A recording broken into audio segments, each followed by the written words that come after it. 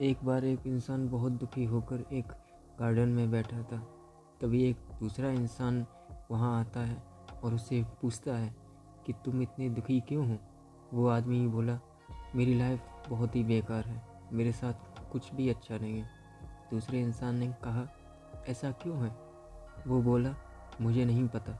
दूसरा इंसान बोला, यही तो प्रॉब्लम है कि तुम्हें नहीं पता। तुम यहाँ इसीलिए हो क्योंकि तुम ही ने यहाँ रहने का सोचा था। तुम ही रिस्पॉन्सिबल हो अपनी इस लाइफ के लिए। वो इंसान बोला, मैं कैसे? दूसरा इंसान बोला, इसलिए क्योंकि तुमने अभी अभी कहा कि तुम्हारी लाइफ बेकार है। हम जो भी बोलते हैं, जो भी सोचते हैं, उसी से हमारी लाइफ शेप होती है।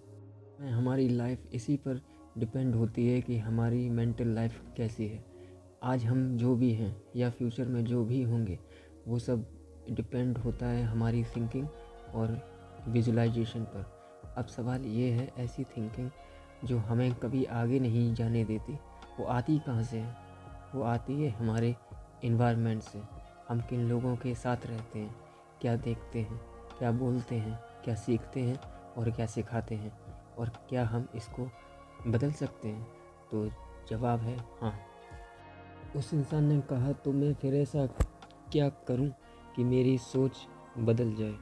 और यहीं से शुरू होती है PMA डाइट, मतलब 21 days positive mental attitude diet, जो हमारे मेंटल लाइफ को कंट्रोल करती है, जिसमें 7 रूल्स हैं। Visualisation, affirmation, speaking, act, feed your mind with positive material, hang out with positive people and teach.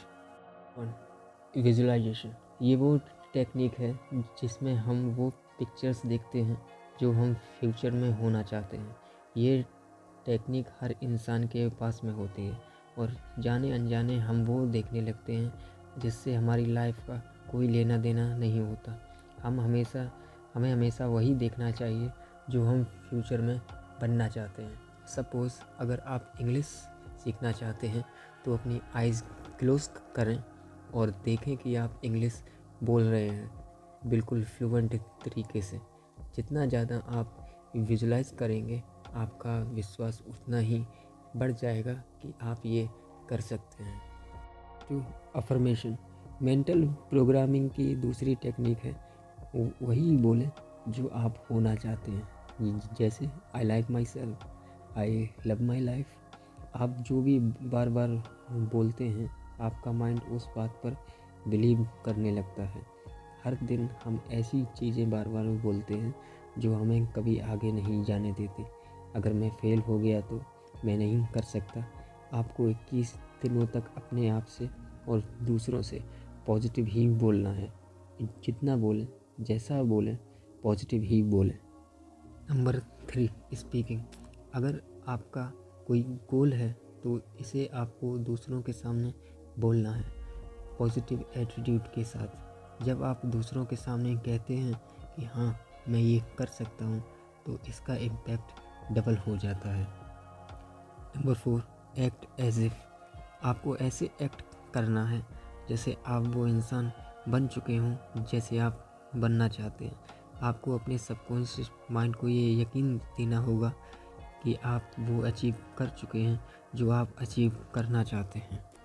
Number 5, feed your mind with positive material.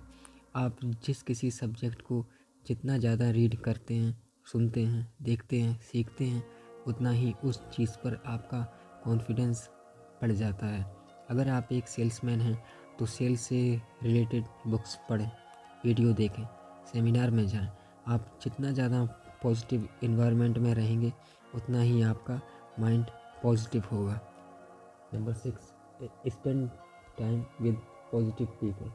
आपको उन लोगों के साथ रहना है जो सक्सेसफुल हों, पॉजिटिव हों।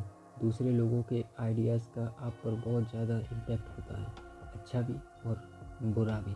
इसलिए अपने फ्रेंड्स को बड़ी ही सावधानी से चुनें, नेगेटिव लोगों से दूर हो जाएं।